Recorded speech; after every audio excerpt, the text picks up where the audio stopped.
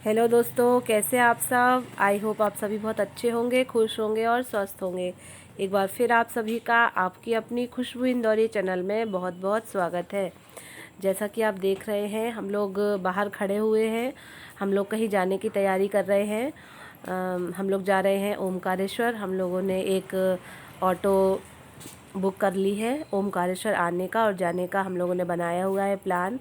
हालांकि मम्मी और पापा जो है वो चले गए हैं। प्रीवियस वीडियोस ये मेरे पास पड़े हुए थे, तो मैंने सोचा मैं आपके साथ शेयर करूं। शेयर करने के लिए मैं थोड़ा लेट हो गई हूं, पर फिर भी आपसे मेरा रिश्ता है, आपसे मेरी एक अपनापन है, तो मुझे वो वीडियोस भी आपको दिखाने चाहिए, शेयर करने चाहिए। जब मम्मी पापा जा रहे थे तब मैं बहुत ज़्यादा बीमार हो गई थी, तो उस समय मैंने वीडियो आपके साथ शेयर नहीं की है। पुराना वीडियो है, लेकिन फिर भी उनके जाने का और विदाई का कुछ भी मैं आपके साथ शेयर नहीं कर पाई, शूट नहीं कर पाई। मैं अचानक से इतना ज़्यादा बीमार हो गई कि मैं कुछ कर ही नहीं पाई। फ़िलहाल तो आप ये वीडियो वॉच कीजिए और इसका एंजॉय करिए। आप देख रहे होंगे ग्रीनरी कितनी प्यारी लग रही है। हम लोग ओमकारेश्वर जा रहे हैं और रास्ते में एक कालाकुंड नाम की जगह मिलती है, तो वहाँ पर हम लोग रुके हैं। इस समय 8:30-9 बज रहे हैं, तो हम लोगों ने कहा कि पहले थोड़ा सा चाय वाय ले लेते हैं, कुछ नाश्ता पानी ले लेते हैं, उसके बाद फिर आगे बढ़ेंगे। तो पापा और मम्मी जो है वो कढ़ी कचौड़ी का आनंद ले रहे हैं और मैंने भी कढ़ी कचौड़ी, समोसे, पोहा सभी चीज़ें खाई। बहुत ही अच्छा और टेस्टी नाश्ता था। मम्मी पापा बड़े बूढ़े बुजुर्ग हैं, जल्दी भूख लगाती है, दवाई भी लेते हैं, तो मैंने कहा कि आप खा लीजिए। वो लोग तो मना कर रहे थे, नहाया धोया नहीं है अभी। मैंने कहा नहीं, पहले खा लीजिए, उसके बाद कितनी लंबी लाइन लगती है, क्या होता है, कैसे पहुंचते हैं, कुछ भी अपन को नहीं पता है, तो पहले आप थोड़ा सा कुछ खा लीजिए। महाकाल के मंदिर में जब हम लोग गए थे तो हम लोगों की बहुत ज़्यादा हालत ही ख़राब हो गई थी, समझ लीजिए। भूखे प्यासे पानी में भीगते हुए हम लोग पहुँचे और भीगते हुए ही दर्शन करे हम लोगों ने, और वापस भी भीगते हुए नंगे पैर वापस आए थे। तो हम लोग थोड़ा बीमार भी हो गए थे, परेशान भी हो गए थे, और वही दिक्कत जो है मेरी अब निकल रही है, थकावट निकल रही है। पहाड़ और हरियाली को देखते हुए हम लोग आगे बढ़ रहे हैं और ये ओमकारेश्वर पहुंच गए हैं। ओमकारेश्वर में नर्मदा नदी के तट पर हम लोग आ पहुंचे हैं। आपको दिख रही होगी नर्मदा नदी कितनी सुंदर और कितना अच्छा व्यू है। धीरे धीरे आगे बढ़ते हुए हम लोग नागर घाट पे आ पहुंचे हैं। यहाँ पर हम लोग स्नान करेंगे। सारी तैयारी घर से ही करके आए हैं। महाकाल भी जब हम लोग गए थे, उज्जैन भी, तब भी हमने क्षिप्रा नदी पर स्नान किया था।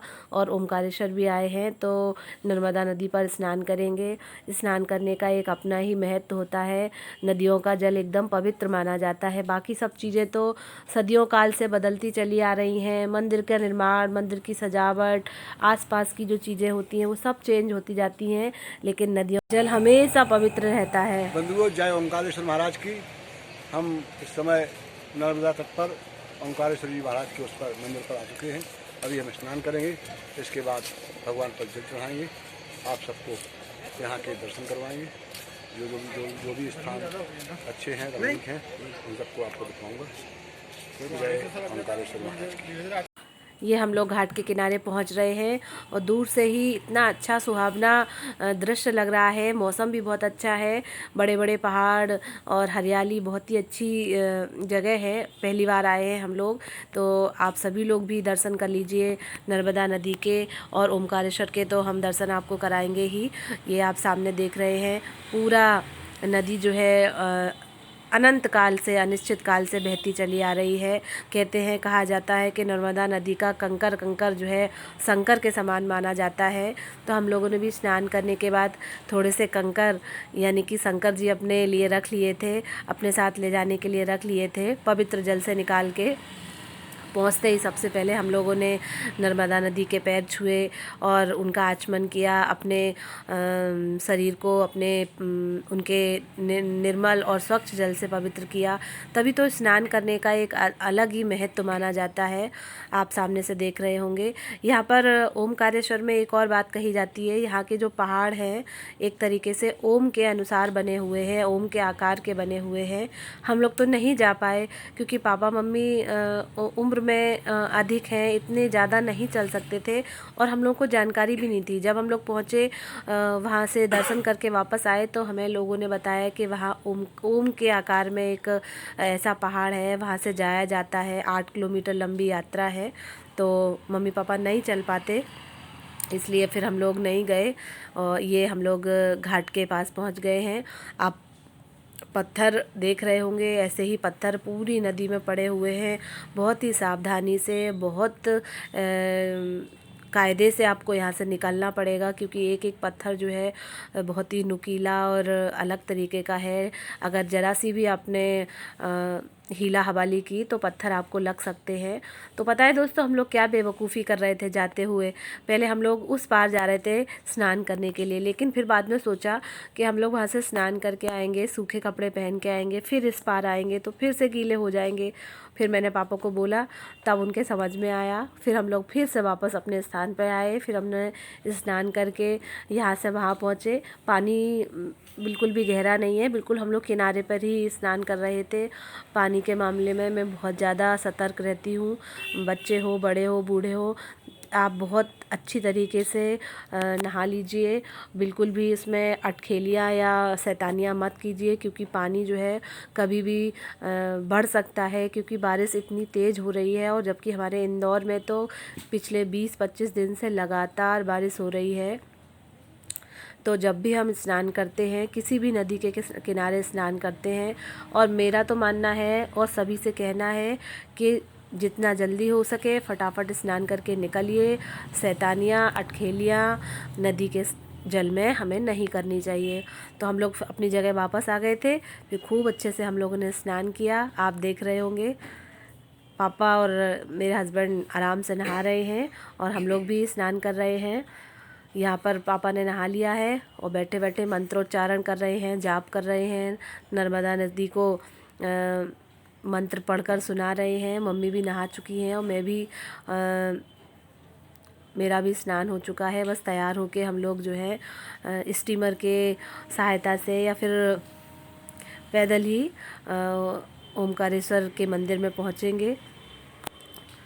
ये पहुँच चुके हैं। पंडित जी द्वारा चंदन मंदन तिलक लगाया जा रहा है। बहुत ज़्यादा भीड़, जिस तरीके से महाकाल में भीड़ थी और उसी तरीके से ओमकारेश्वर धाम में भी बहुत ज़्यादा भीड़ है, क्योंकि सावन का महीना है, बहुत ही शुभ महीना माना जाता है। इसमें कहा जाता है कि स्वयं शंभू हमारे भोले शंकर जो हैं वो धरती पर विराजमान होते हैं। तो सभी लोग उनका आशीर्वाद प्राप्त करने के लिए, अपनी मनोकामनाएं पूरा करने के लिए उनके मंदिर तक, उनके दर तक जाते हैं। मंदिर के दर्शन हम लोगों को बहुत ही ज़्यादा आपाधापी में हुए और वहाँ पर कैमरा ले जाना बिल्कुल भी मना था, तो मैंने बिल्कुल भी शूट नहीं कर पाया। साथ ही साथ वहाँ पर जो एक पुजारी जी हम लोगों को मिले थे, उन्होंने हम लोगों को अच्छे से दर्शन कराए और ये एक उनकी तरफ से छोटी सी पूजा करवाई जा रही थी हमारे परिवार के लिए। तो वो पूजा हम लोग कर रहे हैं। साथ ही साथ जो भी उनके मंत्रोच्चार थे, जो भी चीज़ें थी, वो हम सब लोग पालन कर रहे हैं। सबको चंदन लगाकर, सबके भगवान को जल अर्पण करवाकर, पुष्प, हल्दी, कंकु अर्पण करवाकर उन्होंने हमारी विधि विधान से पूजा करवाई। सच में दोस्तों बहुत ही अच्छा और बहुत ही धार्मिक पल था। बहुत अच्छा लग रहा था कि अपने माता पिता के साथ पूजा करते हुए और भगवान में मन लगाते हुए, जब भी आपको अगर समय मिले तो अपने परिवार के साथ अगर आप ऐसे धार्मिक अनुष्ठान करते हैं तो मन को बहुत सुकून मिलता है, बहुत शांति मिलती है। और जब से मम्मी पापा इंदौर आए हैं तो मैं तो उन्हें अधिकतम मंदिर ही घुमाए जा रही थी। यहाँ पर पंडित जी हम लोगों की अच्छी तरीके से पूजा करवा रहे हैं। वहाँ पर बहुत सारे लोग कर ही रहे थे, कई सारे पंडित जी थे जो अलग अलग तरीके से, अलग अलग प्रकार की पूजा करवा रहे थे।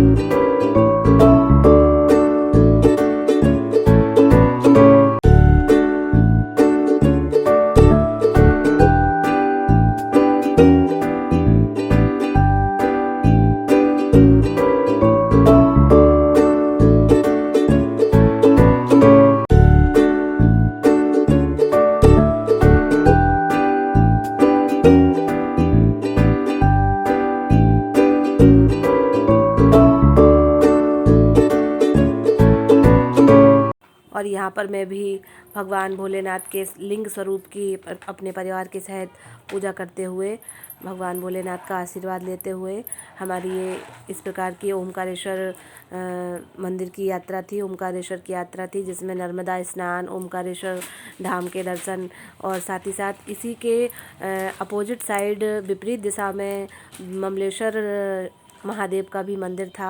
तो हम लोग वहाँ भी गए थे। वहाँ ज़्यादा भीड़ नहीं थी। यहाँ महाकाल में और ओमकारेश्वर में ज़्यादा रश था, ज़्यादा लोगों का आना जाना था।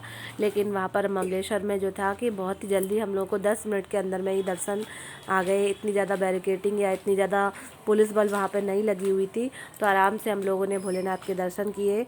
और ये आप देख रहे होंगे, ये बहुत ही आकर्षण का केंद्र है, झूला पुल है जो कि नर्मदा नदी पर बना हुआ है। बहुत ही अच्छा और अद्भुत, देखने में बहुत सुंदर लग रहा था। और नर्मदा नदी के आप दर्शन कर लीजिए दोस्तों, कितनी सुंदर और कितनी अच्छी ये अद्भुत पल है। हमारी नदियाँ अनिश्चित काल से बहती चली आ रही हैं और हमें हमारे तन को, हमारे मन को पवित्र बनाती हैं। तो जहाँ आके हम अपने सारे पापों को धो लेते हैं। अब हम लोग ये ममलेश्वर धाम में आ चुके हैं। यहाँ पर भी शिव जी की लिंग स्वरूप में प्रतिमा विराजी हुई है।